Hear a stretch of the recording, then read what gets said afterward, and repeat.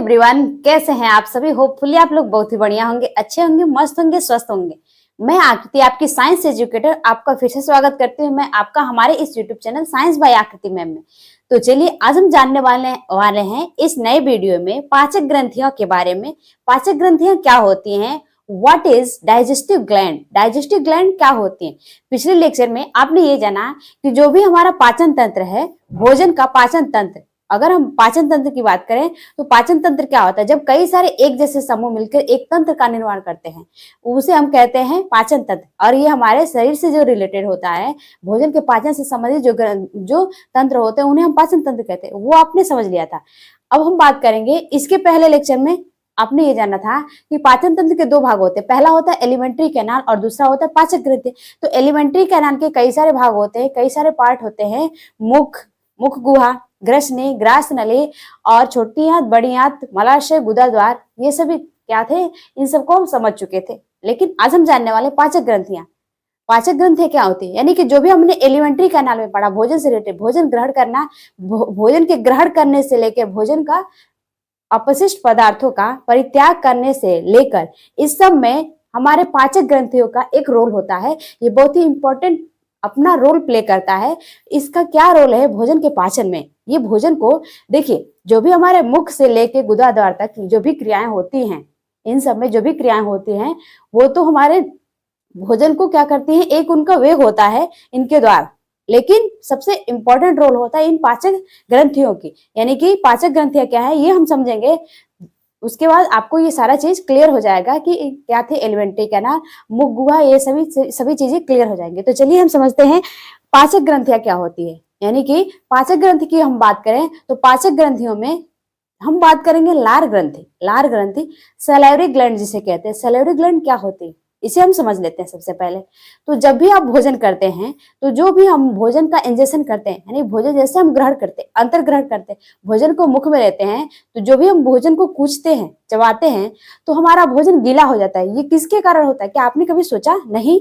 तो भोजन गीला इसलिए हो जाता है कि भोजन में हमारे मुख से निकलने वाला एक तरल चिपचिपा पदार्थ होता है, जो हमारे वो क्या होता है, तो वो होता है लार। ये क्या होता है, लार। जो लार ग्रंथि हमारे मुख में पाई जाती है, लार ग्रंथियां जो भोजन को क्या करते हैं, गीला और नम बना देती है। और ये लार ग्रंथियां लार उत्पन्न करती हैं, जिसकी वजह से हमारा भोजन क्या होता है, बोलस बन जाता है। बोलस मतलब गीला हो जाता है, और वो भोजन क्या हो जाता है, बोलस के रूप में बना भोजन हमारे ग्रसनी से होती है, भोजन नली से होते हुए अमाशय से छोटी आंत, बड़ी आंत, बाद में अपचित, जो भी अपचित भोजन पदार्थ होता है वो त्याग दिया जाता है।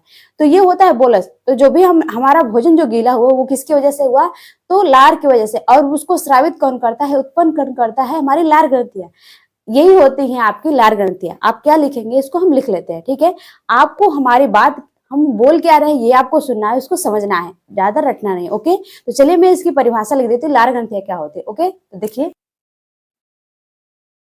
तरल पदार्थ, तरल तथा चिपचिपा पदार्थ हमारे भोजन को गीला व है, जिसे हम लार कहते, मुख में उपस्थित कहते हैं, ओके। और ये लार तथा ये लार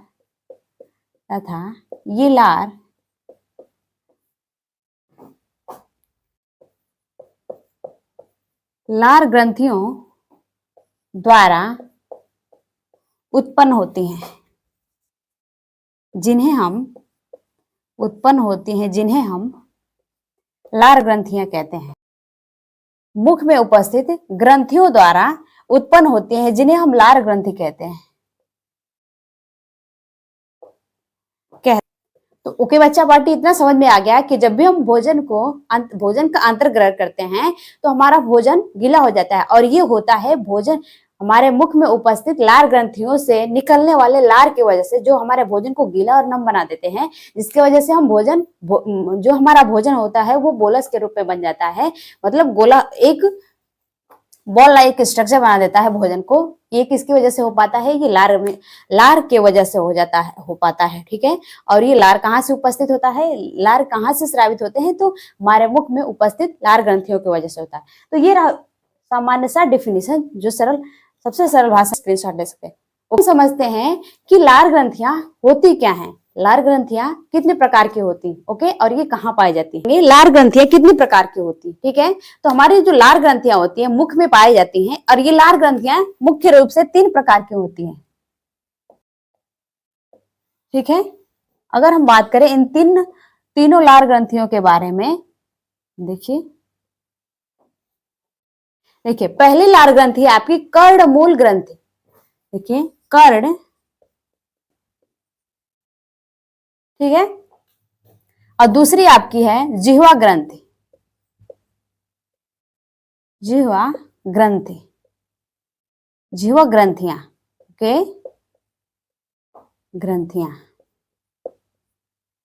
तीसरी है आपकी जबड़े के नीचे, जबड़े के नीचे। देखिए इसको इंग्लिश में क्या कहते हैं? ये होता है आपकी पैरोटिड ग्लैंड। पैरोटिड ग्लैंड, इसको कहते हैं सबमैंडिबुलर ग्लैंड्स, ओके बच्चा। और इसको कहते हैं हम सबलिंगुअल,